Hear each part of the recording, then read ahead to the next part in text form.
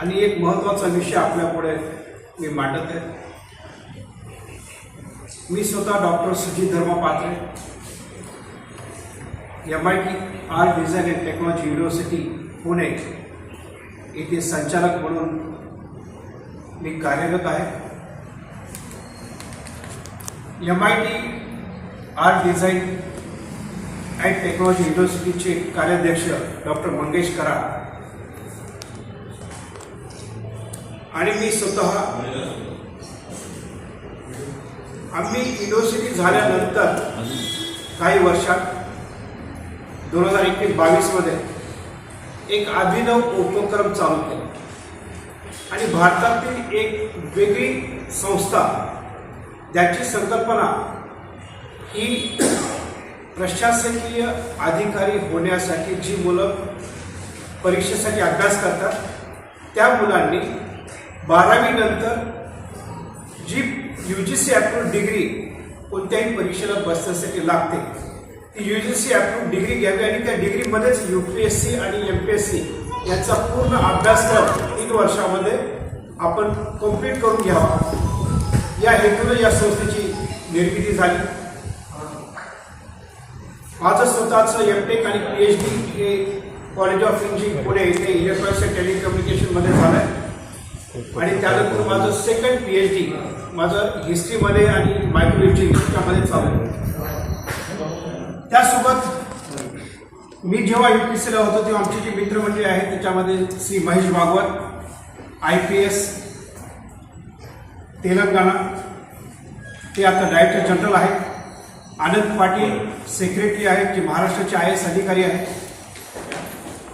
त्यानंतर प्रवीण दराडे जे मुख्यमंत्र्यांचे सचिव होते मागच्या वेळेस आणि आता ते MMRDचा कार्यभार सांभाळतात, डॉक्टर पल्लवी दराडे IRS, असे अनेक जण या संस्थेच्या माध्यमातून जोडले गेले आणि आम्ही सर्वांनी मिळून या संस्थेच्या अभ्यासक्रमामध्ये एक रचनात्मक असा एक अभ्यासक्रम आम्ही तयार केला। महाराष्ट्र विद्यार्थी ही आता मागच्या काही वर्षामध्ये जास्त संख्येने प्रशासनामध्ये सहभागी होत आहेत आणि आपल्याकडे महाराष्ट्रामध्ये फारसं पहिल्यांदा CBSE स्कूल फार नव्हते। आता या मागच्या 3-4 वर्षामध्ये CBSEचं सगळे स्कूल निर्माण झाले, कारण जेव्हा तुम्ही UPSC देता किंवा MPSC देता किंवा कंबाईंड डिफेन्स सर्व्हिस अशा एक्झाम देता तेव्हा अशा परीक्षेमध्ये तुम्हाला CBSEचा अप्रोच म्हणजे नॅशनल पॉईंट ऑफ व्ह्यूनी त्या अँगलनी तुम्हाला सगळं बघावं लागतं। हिस्ट्री असेल, जिओग्राफी असेल, इकॉनॉमी असेल, पॉलिटी असेल, करंट अफेअर्स असतील, नॅशनल अँड इंटरनॅशनल अफेअर्स आणि या सर्व बाबींचा अभ्यास हा मुलांचा होणं आवश्यक आहे। कारण UPSC परीक्षा ही केवळ परीक्षा कुठल्या पुस्तकामधून अभ्यास करून पास होण्यासारखी नाही। पुस्तकांचा अभ्यास तर करावा लागतोच, पण विद्यार्थ्यांचं स्किल डेव्हलपमेंट हे खूप महत्त्वाचं असतं। कारण या परीक्षेचे 3 प्रकार आहेत, प्रिलिम, मेन्स आणि इंटरव्ह्यू। या 3 स्तरातून ही परीक्षा कंडक्ट केली जाते। या 3 स्तरामध्ये मुलांची चाळणी होते आणि नंतर ते सिलेक्ट होतात आणि म्हणून या 3 स्तरामध्ये एकाच विद्यार्थ्यांनी पूर्ण परीक्षा त्या क्वालिफाय होणं आवश्यक आहे, तरच त्याला ती पोस्ट मिळते। प्रिलिम्स हा MCQ म्हणजे वस्तुनिष्ठ पर्याय असतो, त्यामुळे त्याचा एक डेप्थ अंडरस्टँडिंग असणं आवश्यक आहे। ABCD ऑप्शन असतात, त्यामुळे चांगला ऑप्शन कसं सिलेक्ट करायचं, त्यामुळे एलिमिनेशन कसे करायचे, रॉंग आन्सर्स, अशा अनेक ट्रिक्स आहेत आणि त्याच्यावर नॉलेज सुद्धा आवश्यक आहे। ही झाली प्रिलिम। त्यानंतर मेन्समध्ये सब्जेक्टिव्ह आन्सर रायटिंग आहे, म्हणजे तुम्हाला वस्तुनिष्ठच्या ऐवजी तुम्हाला डिस्क्रिप्टिव्ह वर्णनात्मक अशा पद्धतीनं तुम्हाला आन्सर्स राहावे लागतात ते 200 वर्ड्समध्ये 400 शब्दामध्ये आणि म्हणून त्याची तयारी करत असताना रायटिंग स्किल हा खूप मोठा भाग आहे। पुष्कळदा असं की नॉलेज भरपूर पण रायटिंग स्किल नाही, तेवढ्या 200-400 वर्डमध्ये कसं लिहायचं विद्यार्थ्यांना कळत नाही।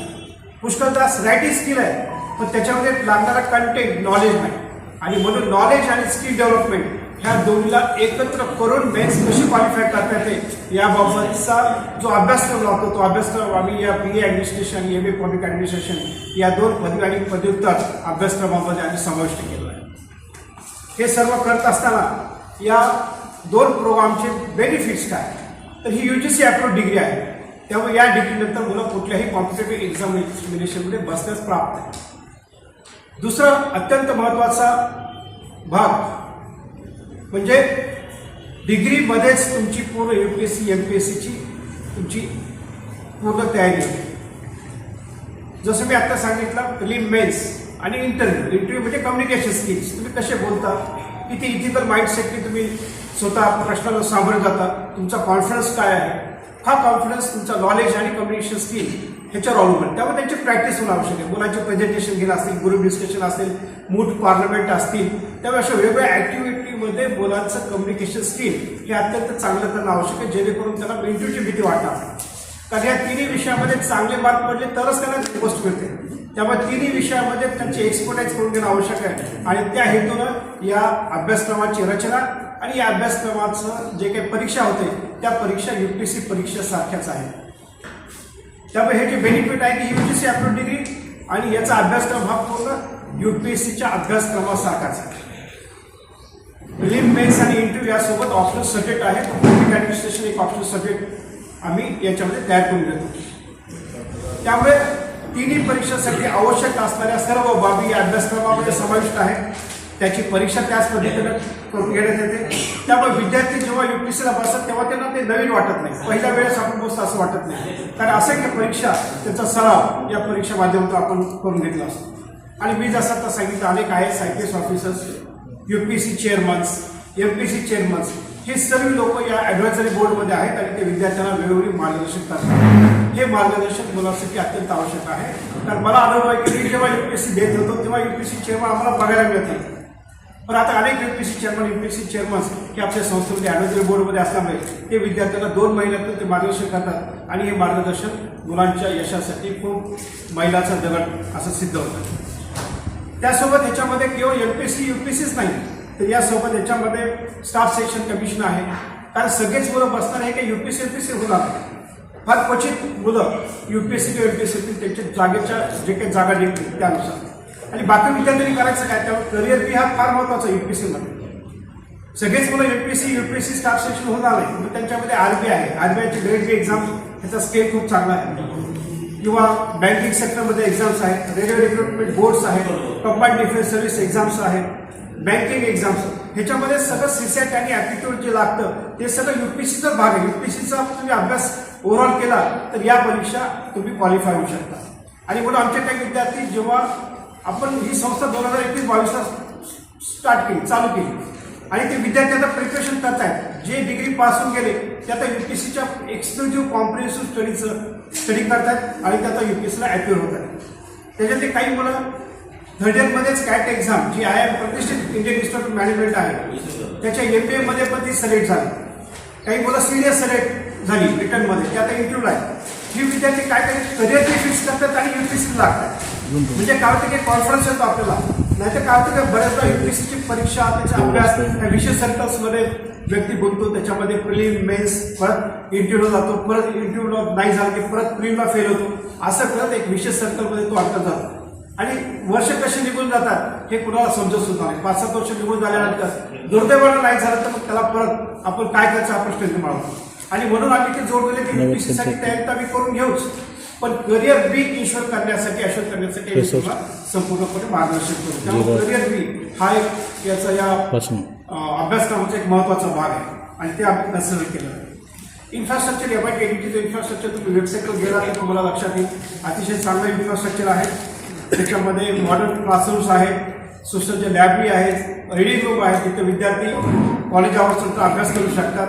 मॅगझिन्स जे लागतात UPSCसाठी सर्व magazines, newspapers, reference books, text book हे सगळं लायब्ररीमध्ये अवेलेबल आहे. नॅशनल इंटरनॅशनल जर्नल्स आहेत, वेल एक्सपिरियन्स फॅकल्टी आहे. महत्वाचं एक ह्याच्यामध्ये सगळ्यात मोठा बेनिफिट ह्याच्यामध्ये आहे की जे विद्यार्थी UPSCची प्रिलिम मेन्स क्रॅक करून इंटरव्ह्यूला गेले आहेत अशीच फॅकल्टी आपल्याकडे शिकवतात. ही फॅकल्टी PhD पण आहे. त्या फॅकल्टीने IIT मधून MTech सुद्धा झालेलं आहे आणि त्यांनी UPSCच्या इंटरव्ह्यूपर्यंत 2, 4, 5 वेळा इंटरव्ह्यू त्यांनी दिले. त्यामुळे अशी फॅकल्टी ही फोकस्ड एक्झाम ओरिएंटेड अप्रोचने मुलांना मार्गदर्शन करते.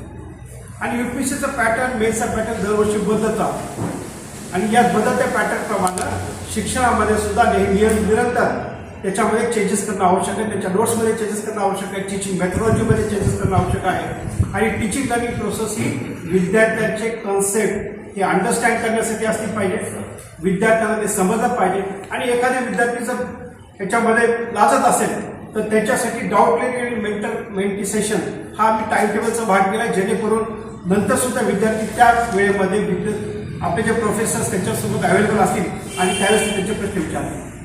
म्हणून मुलांना संपूर्णपणे मार्गदर्शन एका छताखाली असणं, त्यासोबत एक्सपिरियन्स आणि चांगल्या फॅकल्टीकडून ते मार्गदर्शन होणं, एक्झाम ओरिएंटेड मार्गदर्शन होणं आणि पोस्ट कॅरी करण्यासाठी त्यांना मोटिवेशन्स लेक्चर्स, IAS IPS अधिकाऱ्यांचे lectures, social activities, extension activities. आता मी प्रकाश आमटे त्यांच्याकडे आम्ही व्हिजिट देतो NGOला, आनंद वजा असेल, हेमल कसा असेल, अनेक NGO मुलांना दाखवतो, अनाथाश्रम असतील. कारण ही उद्याचे प्रशासनिक लोक आहेत. ही प्रशासनिक लोकांमध्ये जर व्हॅल्यू निर्माण झाल्या तर ही प्रशासनिक लोक काय करू शकतात त्याचं उदाहरण आपण सध्या तुकारामचे मोठे या IAS अधिकारी बघतोय. ते माझे मित्र आहेत, घनिष्ठ मित्र आहेत. आम्ही सोबत UPSCचा अभ्यास SSC मध्ये केलेला आहे. आणि म्हणून एक प्रशासनिक अधिकारी जर चांगल्या पद्धतीनं प्रशासनामध्ये आला आणि तरी ठरलं की आपलं हे काम करायचं आहे तर किती प्रचंड बदल होऊ शकतो याचं उदाहरण आहे. आणि म्हणून प्रशासनात मुलं पाठवणं हा एक ध्येय असतं कामा नये.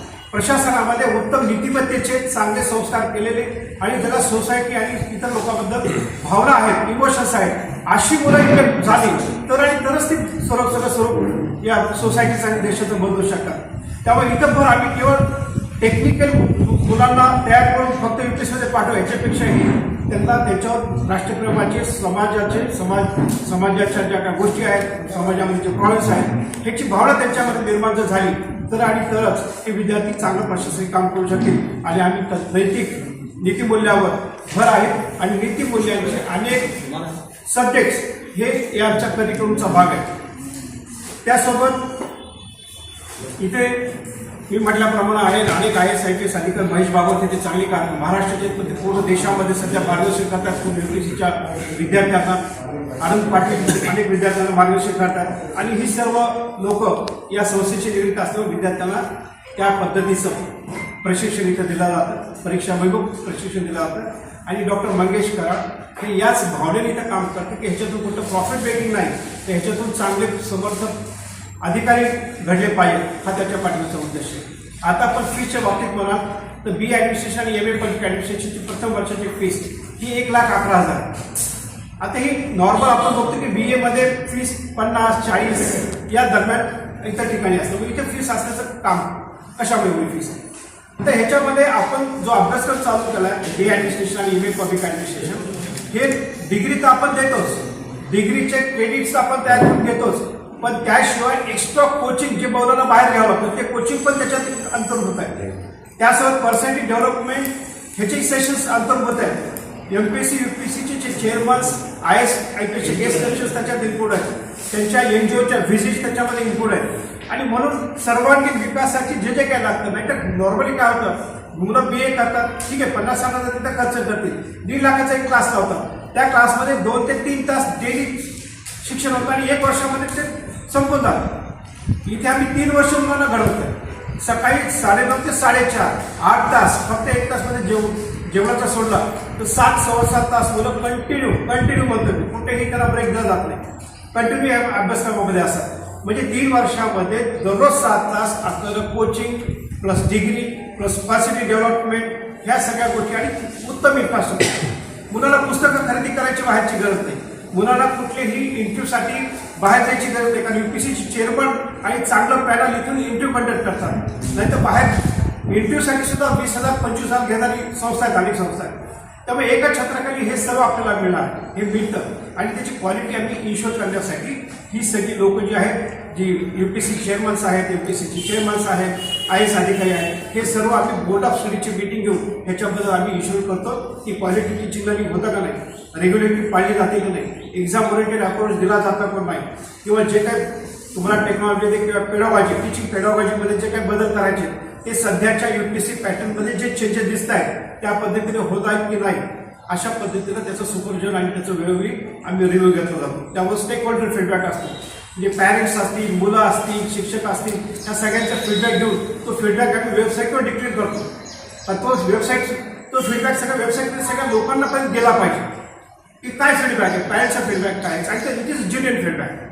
त्यामुळे ह्या गोष्टीची ट्रान्सपरन्सी, पारदर्शकपणा हा सर्व आहे. आणि ही फीस त्या सगळ्याचं मिळून 1,11,000. पार्टिशन तुम्ही केलं तर इतर BAचा, कोचिंगचा आणि ह्याचा खर्च ह्याच्यामध्ये कमी आहे. बरीच मुलं आता ही आमच्याकडे जी शिकवणारी मंडळी ही सगळी IIT झाली, MTech झाली मंडळी, पण शिकवतात काय? History, geography, public administration. तर ते इंजिनियर आहेत, ते शिकवतात हे. कारण काय? UPSCचा अभ्यास करताना त्या ऑप्शनसाठी त्यांचं डेप्थ ऑफ नॉलेज झाले आणि त्यांना वाटतं की त्यांचं करिअर त्याच्यावरच करायचं. मग इंजिनिअरिंग आणि मेडिकल करायचा उपयोग काय झाला? काहीच होत नाही.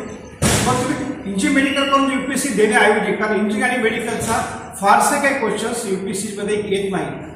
त्यामुळे तुमचा 4 वर्षाचा, 4.5 वर्षाचा जो काही तुमचा अभ्यासक्रम आहे तो UPSCच्या दृष्टीने हे अतिशय निग्लिजिबल आहे. तो तिथं तुमचा काही वापर होत नाही.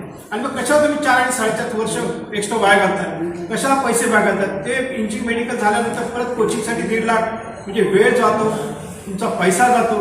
हे सर्व टाळण्यासाठी 12वी नंतरच आपल्याला प्रशिक्षण, डिग्री, कोचिंग, कॉन्सेप्ट डेव्हलपमेंट आणि सर्वांगीण त्याची तयारी असं आपण करून घेतलं होतं. तर अशा पद्धतीनं हा कोर्स आहे. हा कोर्स सर्व जनसामान्यापर्यंत पोहोचावं. आपण पत्रकार म्हणून याची सर्व विद्यार्थ्यांना त्याची कल्पना द्यावी. आणि ज्या काही गव्हर्नमेंटच्या पण स्कॉलरशिप असतील, युनिव्हर्सिटीच्या काही स्कॉलरशिप आहेत त्या पण ॲप्लिकेबल आहेत. ह्याच्यामध्ये पण आपण 40,000 रुपये मुलांना सगळ्यांना स्कॉलरशिप देतो. त्याच्याशिवाय त्याला जे अजून समजा EWS असेल, इकॉनॉमिक वेहिकल सेक्शन, त्याच्यामध्ये 50% जी तरतूद आहे ती आपण स्कॉलरशिप देतो. सर्व स्कॉलरशिप गव्हर्नमेंटच्या आणि इतर ह्या सगळ्या आपण त्याच्यामध्ये अंतर्भूत केलेल्या आहे. रेसिडेन्शियलची आहे का?